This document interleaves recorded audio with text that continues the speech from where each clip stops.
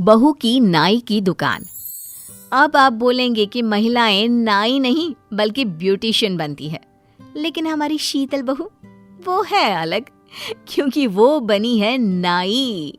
वो नाई जो मर्दों के बाल काटता है। ये क्या है बहू, क्या ये नुक्कड़ में तुम शीशा लगाकर कुर्सी रखकर बैठ जाती हो?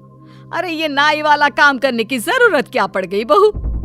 माँ जी वो क्या है ना कि मैं भी कुछ कमाना चाहती हूँ, खुद का बड़ा पार्लर खोलना चाहती हूँ, लेकिन क्या बहू, अब तू नुक्कड़ में लड़कों के बाल काटती ठीक लगेगी क्या?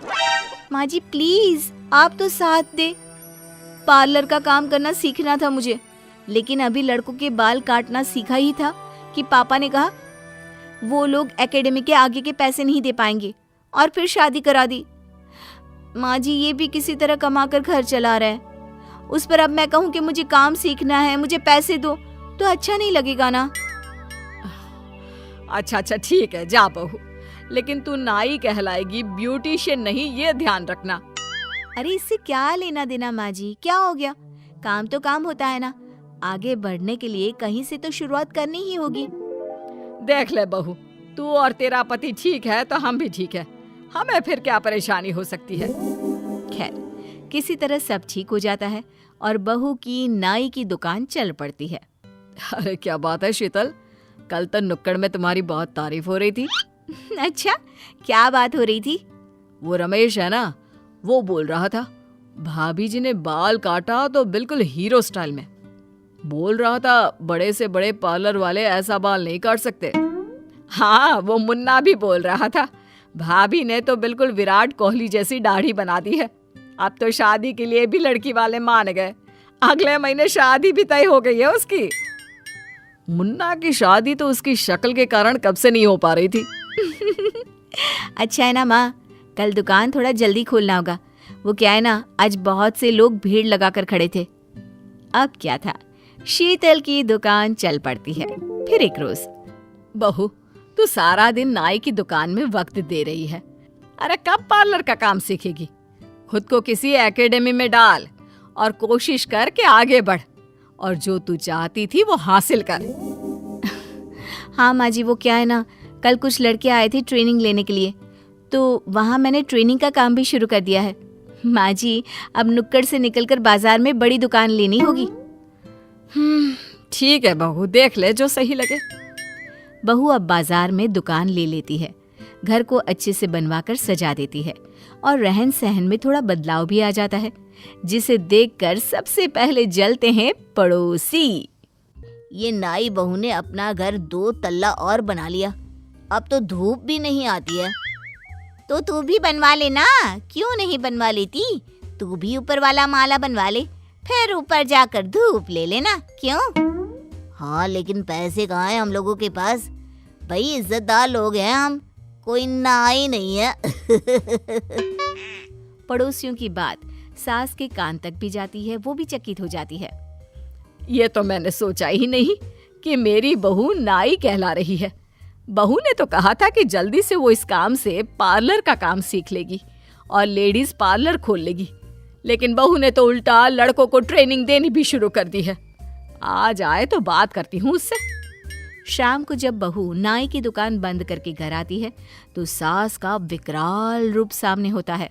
बहू अब बहुत हो गया, नहीं सहन होता अब मुझसे, पानी तो नाक के ऊपर चला गया है। अरे पर क्या हुआ माँ जी? ये लीजिए माँ जी, आज की कमाई के 10,000 रुपये, इसे आप अपनी अलमारी में रख लीजिए, वो कल ननद रानी आने वाली है ना, तो उन्हें दे देना। सास अब भूल जाती है कि वो बहू से किस बात पर लड़ने वाली थी।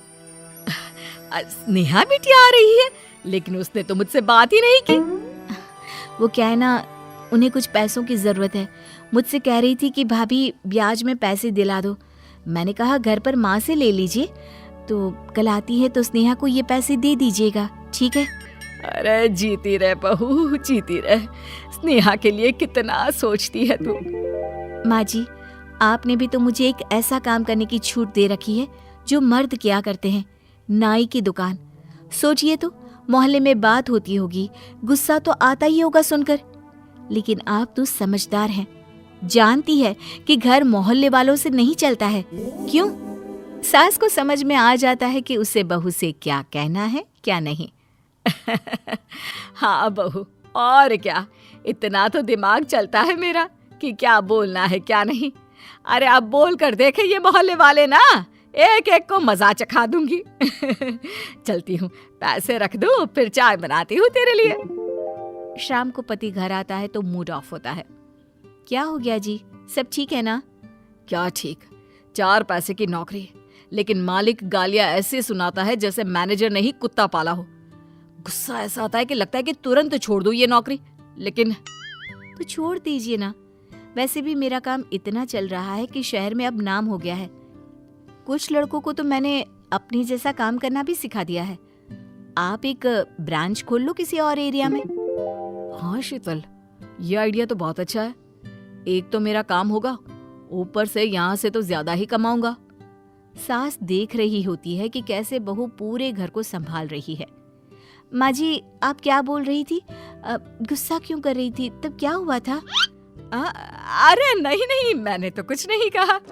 बात आई गई हो जाती है, लेकिन आसपास के लोग उन लोगों को फलता फूलता नहीं देख पाते। फिर एक रोज शीतल की बुआ सास, सुनो भाभी, आप लोगों की तो कोई इज्जत है नहीं, लेकिन हमारी तो है ना। अपनी बहू को बोलो ये नाईगिरी करनी छोड़ दे। अब तो सुना महेश भी नौकरी छोड़ रहा है, सही बात है क्या? सास कुछ नहीं कहती। जब वो घर देखती है तो उसे संपन्नता दिखती है, लेकिन जब वो समाज देखती है तो बहू का काम उसे शर्मिंदा करता है। वो क्या करे? शीतल, नई दुकान भी अच्छी चल रही है। वैसे अब शहर में तुम्हें सब जानने लगे हैं। हाँ, अब तो बेटा तुम भी देख सकते हो बिजनेस। तो बहू ना जाया करे दुकान, कम से कम ये नाई तो नहीं कहलाएगी ना। क्यों? वो क्या है ना, रिश्तेदार और पड़ोसी बहू को नाई नाई कहते हैं तो अच्छा नहीं लगता मुझे। सास के समझाने पर बहू दुकान जाना छोड़ देती है, लेकिन कुछ ही महीनों में हम लोगों का हाल फिर वही हो रहा है। तुम्हारे काम से काम चला था, लेकिन तुम नहीं दिखती हो तो लोगों को लग रहा है कि तुमने नाई की दुकान को किसी और को बेच दिया है। इस महीने तो दुकान का किराया भी नहीं निकलेगा, पैसे कहाँ से आएंगे? वो स्नेहा दीदी को 10,000 दिए थे, वो मांग लीजिए ना। मैंने तो सोचा ही नहीं था कि दीदी से पैसे कभी वापस लूंगी, लेकिन अब क्या करें। सास को समझ में आ जाता है कि बहू के काम से पूरा परिवार ठीक से चल रहा था। बहू मुझे माफ कर दे, मैं लोगों के कहने में आ गई। तेरा काम तेरी पहचान है और मुझे किसी से उसकी पहचान नहीं छीननी चाहिए।